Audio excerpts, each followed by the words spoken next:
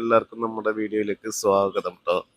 ഇന്ന് ഞാനൊരു കാര്യം പറയുന്നത്, ഞാൻ ആക്ച്വലി നമ്മൾ നോർമലി ലൈവ് ഒക്കെ ചെയ്യുന്ന സമയത്ത് നമ്മുടെ ലൈവുകളിലേക്ക് കയറി വരുന്ന നല്ല നല്ല മക്കളുണ്ട്. നല്ല മെയിലാണ്. അവര് നമ്മുടെ ലൈവുകളിൽ വരുമ്പോൾ ചിലപ്പോൾ പറയുന്ന വാക്കുകളെ നമുക്ക് ഉൾക്കൊള്ളാൻ പറ്റാത്ത വാക്കുകൾ ഉണ്ടാവും. അപ്പോൾ ഞാൻ പൊതുവെ അവരോട് നല്ല രീതിയിൽ കാര്യങ്ങൾ പറഞ്ഞെടുത്ത് അങ്ങനെ വിട്ടുകൊടുക്കാറാണ്.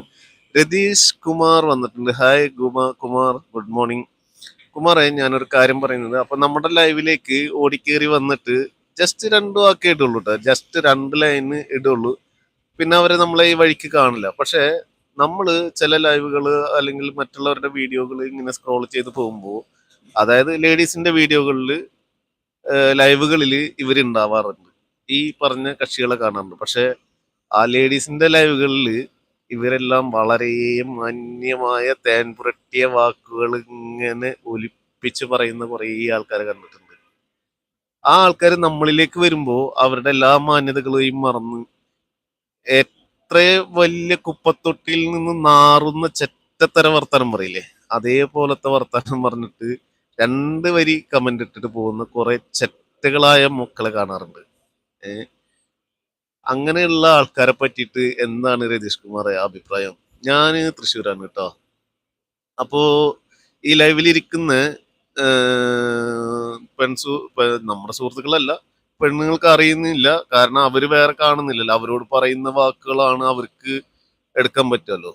അപ്പോ മാന്യമായ നല്ല രീതിയിൽ പഞ്ചാര അല്ലെങ്കിൽ തേൻ പുരട്ടിക്കൊണ്ട് അവരെ സുഖിപ്പിച്ച് നിർത്തുന്ന കുറേ ആൾക്കാർ. പേരുകൾ ഞാൻ പരാമർശിക്കുന്നില്ല. പേരുകൾ എനിക്ക് ഒന്ന് രണ്ട് പേരുകളൊക്കെ അറിയാം. പക്ഷെ അത് ഇവിടെ പരാമർശിക്കുന്നില്ല. കാരണം അവരെ വ്യക്തിഹത്യ ചെയ്യാൻ ഞാൻ ഉദ്ദേശിക്കാത്തത് കൊണ്ടാണ്.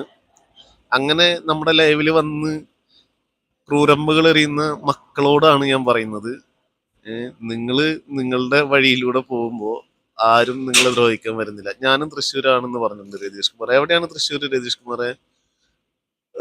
ഇപ്പോ നാട്ടിൽ തന്നെയാണോ? അപ്പോ ആ ക്രൂരമ്പുകളിലേക്ക് നമ്മൾ നിങ്ങളിലേക്ക് എത്തി വരുന്നില്ല. നിങ്ങൾക്ക് സൗകര്യപ്പെടുന്നുണ്ടെങ്കിൽ വരാം, കാണാം. പക്ഷെ ഒരുപാട് പേരൊന്നും ഇല്ല കേട്ടോ. ഇത്രയും കാലത്തെ ലൈവിനിടയ്ക്ക് രണ്ട് മൂന്ന് പേരാണ് വന്നത്. പക്ഷെ ആ രണ്ട് മൂന്ന് പേരെ ഞാൻ പല ലൈവുകളിൽ, ലേഡീസ് ലൈവുകളിൽ കണ്ടതൊക്കെ ലേഡീസ് പ്രൊട്ടക്ടർ ആയിട്ടാണ് അവരെ കണ്ടത് കേട്ടോ.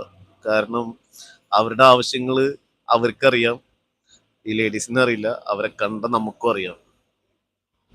ഷംറാസ്ത, good morning, good morning, good morning.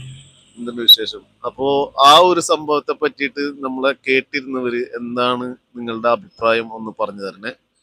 ഇപ്പൊ ഞാൻ പറഞ്ഞ കാര്യത്തിന് ഞാൻ ഇത് വീഡിയോ ഇടുന്നുണ്ട്. അപ്പൊ നിങ്ങൾക്ക് ഈ വീഡിയോ കണ്ടതിന്റെ അഭിപ്രായം നിങ്ങളൊന്ന് അറിയിക്കണം കേട്ടോ.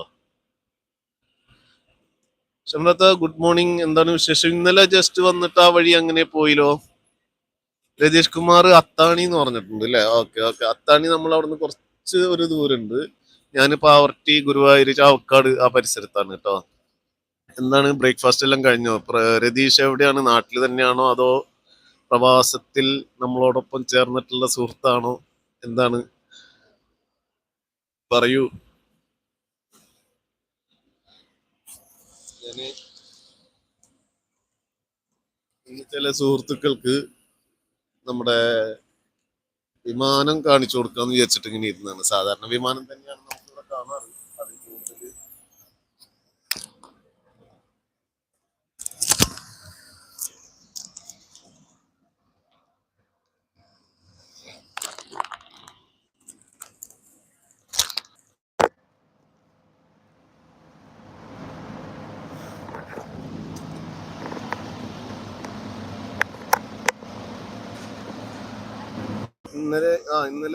ഇന്നലെ വന്നില്ലേ? ഇന്നലെ ജസ്റ്റ് ഒരു ഹായ് ഇന്നലെ വന്നില്ല. ഞാൻ ജസ്റ്റ് സ്വന്തത്താന്ന് നോക്കിയിരുന്നു.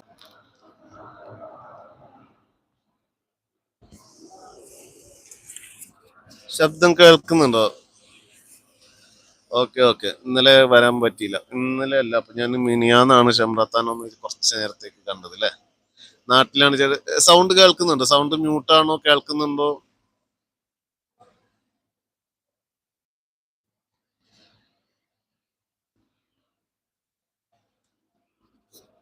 കേൾക്കുന്നുണ്ടോ?